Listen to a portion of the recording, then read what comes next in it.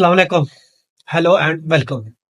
आज का जो हमारा लीगल लेक्चर है वो है loan defaulter and how to avoid it. Loan defaulter क्या होता है और किस तरीके से हम लोन डिफॉल्टर में बच सकते हैं, अपने आप को लोन में डिफॉल्टर होने से किस तरीके से बचाया जा सकता है। अगर हम लीगल फ्रेमवर्क को देखते हैं, लीगल फ्रेमवर्क इसमें है, जो मेन लॉ है इसमें वो financial institution recovery of the loan है। ऑर्डिनेंस 2001 का है, जिससे के थ्रू बैंक आपको लोन देते हैं और फिर वो बैंक कोड के थ्रू रिकवर भी करते हैं। जिसमें कोई आपकी प्रॉपर्टी या मॉर्गेज कोई चीज, आप गाड़ी देते हैं, कोई प्रॉपर्टी देते हैं तो उसको कोई सोना रखते हैं तो वो ऑक्शन कर सकते हैं और फिर रिकवरी का सूट भी बैंक कोड में जा सकता है। और इसके अलावा मॉर्गेज है तो वो भी इसी के लॉ के तहत ये सब कुछ होता है। इसके अलावा नेगोशिएबल इंस्ट्रूमेंट एक्ट भी इसमें इन्वॉल्व होता है, जिसके तहत 489F की एफआईआर दर्ज होती है, यानी कि जो चेक इसमें लेन देन होता है चेक का, वो भी इस कानून में आता है। और इसके अलावा तीसरा जो है वो स्टेट बैंक ऑफ पाकिस्तान के रेगुलेशन, रूल्स एंड रेगुलेशन है, इसी हवाले से, लोन के हवाले से। तो ये कानून, इस सिलसिले में ये लीगल फ्रेमवर्क मौजूद है लोन डिफॉल्टर के हवाले से, लोन रिकवरी के हवाले से। अब अगर हम बात करते हैं इसकी कॉन्सिक्वेंसेस की, बात करते हैं कि इसके कौन से कॉन्सिक्वेंसेस हो सकते हैं कि अगर हम लोन में डिफॉल्ट कर जाते हैं, लोन पे नहीं कर सकते, तो उस सूरत में पहला जो एक्शन है वो ये होता है कि हमारे खिलाफ लीगल एक्शन बैंक ले सकता है बैंक कोड के थ्रू। इसके अलावा कोई एसेट्स अगर हमने मॉर्गेज उससे कराया तो वो एसेट्स को भी सीज कर सकता है, सीजर की कार्रवाई कर सकता है बैंक। और इसके अलावा हमारा जो क्रेडिट स्कोर है, ऑफ कोर्स जब हम डिफॉल्ट में जाते हैं तो वो बहुत ही गिर जाता है, बहुत डैमेज हो जाता है।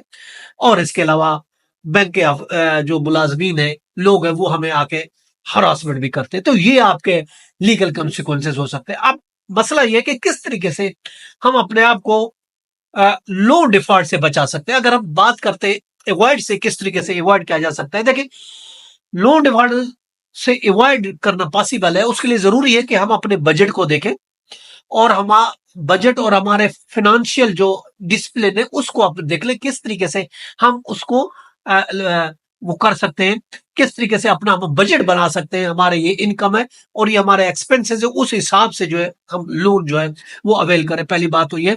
इसके अलावा अगर खुदा ना खास्ता कोई मसला हो जाता है तो फर्स्ट ऑफ ऑल हमें लेंडर से बात करनी चाहिए। जो लोन लेंडर है, ऑफकोर्स जिससे हमने लिया है, जो फाइनेंशियल इंस्टीट्यूशन है उससे हमने लिया है, उससे हमें बात करनी चाहिए। इसके अलावा हाई सूद से कम सूद पर, अगर ज्यादा सूद पर है तो वो उससे भी ट्रांसफर कराया जा सकता है। बहुत ज्यादा सूद अगर वो चार्ज करते हैं तो कम सूद पर भी हम लेंडर से बात करके वो कम करा सकते हैं। इसके अलावा रीफाइनेंस भी किया जा सकता है, लोन को रीफाइनेंस करके भी हम जो है इससे बच सकते हैं कि अब हम डिफॉल्ट हो गए तो इसको रीफाइनेंस कर दिया जाए, तो ताकि हमें कुछ और टाइम मिल जाए। ये भी हमारे पास एक ऑप्शन है कि हम इसे बच सकते हैं। इसके अलावा बहुत से लोग जो है मल्टीपल लोन ले लेते हैं, एक बैंक से लिया, दूसरे से, तीसरे, एक साथ मल्टीपल या मुख्तलिफ किस्म के मुख्तलिफ कैटेगरीज में मल्टीपल लोन ले लेते हैं। तो एक तो ये अवॉइड करना चाहिए, जब तक एक लोन मौजूद है, जब तक वो क्लियर नहीं हो, दूसरा लोन नहीं लेना चाहते। तो मल्टीपल लोन में ये प्रॉब्लम आ सकता है। और इसके अलावा हमें लोन की टर्म एंड कंडीशन, जैसे हम लोन रहे होते, अंधाधुंध हम चुप करके, बगैर पढ़े, बगैर समझे उस एग्रीमेंट पर साइन कर देते हैं, जिससे हमारे हाथ कट जाते हैं। बाद में हम चीखते चिल्लाते कहते हैं, बैंक को कहते हैं कि भाई बात यह है कि हम जो प्रिंसिपल अमाउंट है वो तो देने के लिए तैयार हैं, मगर आप हमारी दूसरी जो इंटरेस्ट है वो हमें माफ कर दें। मगर वो नहीं करता हम, क्योंकि हम एग्रीमेंट कर चुके हैं, साइन कर चुके होते हैं। इसलिए उन टर्म एंड कंडीशन को हमें अच्छी तरीके से समझ के, पढ़ के जो है वो साइन करनी चाहिए। एक तो ये। अब लीगल प्रोटेक्शन की अगर हम बात करते हैं, डिफॉल्ट हो जाता है तो क्या हमारे पास लीगल एक्शन हम ले सकते हैं, प्रोटेक्शन कानूनी तौर पर ले सकते हैं। उसके लिए याद रखें, जो हरासमेंट करते हैं, रिकवरी एजेंट जो हरासमेंट करते हैं, ये कानूनी नहीं है, ये एक इलीगल एक्ट है। अगर रिकवरी एजेंट हरासमेंट करते हैं पैसे की वसूली के लिए, ये इलीगल है। उसके लिए हमें कंप्लेन हम फाइल कर सकते हैं। आप स्टेट बैंक का पोर्टल पे जाकर स्टेट बैंक को भी कर सकते हैं। और इसके अलावा बैंक एक मोहतसिब भी मौजूद है, वहां भी हम कंप्लेन कर सकते हैं। और मजीद ज्यादा है तो उसके लिए हरासमेंट की हम एफआईआर या पिटिशन भी आप फाइल कर सकते हैं।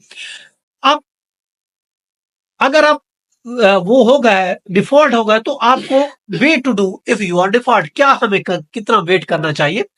उसके लिए देखें, हमें लीगल हेल्प जो है अगर इसके बावजूद भी हम हो जाते हैं तो हमें लीगल हेल्प जो है वो लेनी चाहिए। और आउट ऑफ कोर्ट अगर हमारे कोई सेटलमेंट हो रहा है तो आउट ऑफ कोर्ट हम उसको सेटलमेंट करें, ये भी हमारे लिए बेहतर है।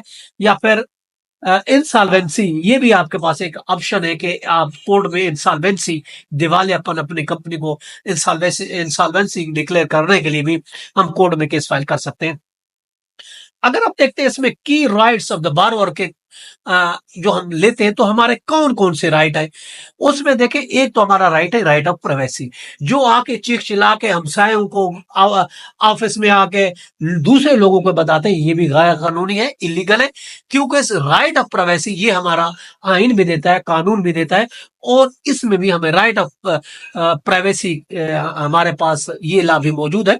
इसके अलावा हमें तरीकेकार ये है कि अगर हम डिफॉल्ट हो जाते हैं तो बजाय हरासमेंट के बैंक जो है जाके लीगल एक्शन ले, थ्रू बैंकिंग कोड में केस फाइल करें और उसके थ्रू रिकवरी करें। ये एक लीगल तरीका होता है। इसके अलावा हमारा ये भी ऑप्शन है कि हमारे पास जो अब रिड्रेस करते ग्रीवियंस जो हमारे पास है वो हम कर सकते हैं। कहाँ कर सकते हैं हम? बैंक कोर्ट जा सकते हैं। अगर कोई ऐसा मसला है, वो गलत हिसाब किताब कर रहा है, कोई चीज डिक्लेयर करानी है, तो उसके लिए हम बैंक कोर्ट में भी जा सकते हैं। इसके अलावा अगर नॉन फाइनेंशियल बैंकिंग कंपनी है, देखिए अगर बैंक है तो बैंक कोर्ट जाएंगे। अगर कोई बैंकिंग कंपनी नहीं है जैसे हमने लोन लिया तो फिर उसकी रिड्रेस के लिए हमें एससीसीपी जाना होगा। SCCP security exchange commission of Pakistan उसको जो लाइसेंस देता है उसके पास जाएंगे। अगर बैंक है तो उसके लिए बैंक कोड मौजूद है, तो वहां जाकर हम अपने रिड्रेस के लिए, अपने ग्रीवियंस के लिए हम जा सकते हैं। ये तो हमारा आज का लेक्चर। इसके साथ इजाजत, फिर मिलते हैं। अल्लाह हाफिज।